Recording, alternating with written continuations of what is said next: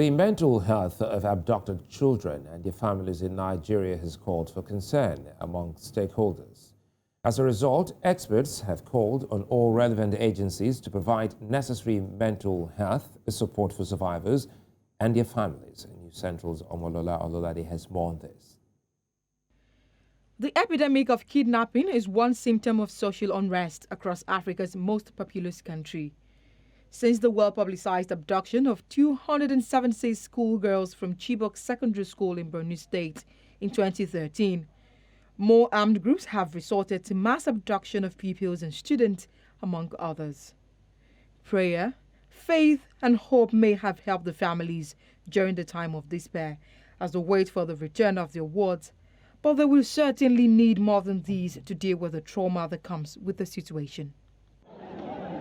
At about 6, I received a phone call that they have entered the school, kidnappers, and all our children are packed, including my daughter inside. They said, take your children to the school. They will be safe there. We trusted them, and our children were abducted. The government did nothing. And when we asked for help from abroad, when we try and speak out about what happened, they try and stop us. What else should we do? However, for each abduction, kidnapped families and victims can have long-lasting damaging psychological consequences and sometimes ruin the survivor if left unchecked. The implication of abduction on the mental health of the girls is huge. First and foremost, they're going to be dealing with anxiety, with trauma, and that's one of the major battles they will have to face.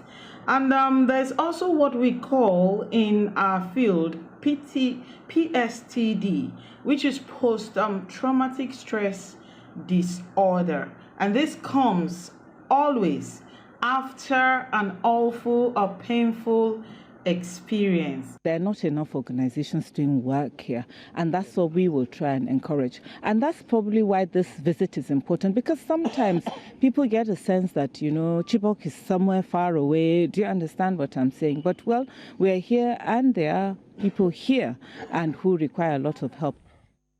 The fight for those that were kidnapped does not end when they are released, rather begins when they come home and deal with the potentially devastating psychological trauma.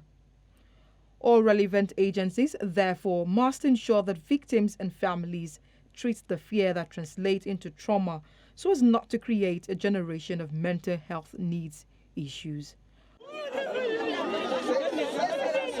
Omolola Ololade, reporting for News Central.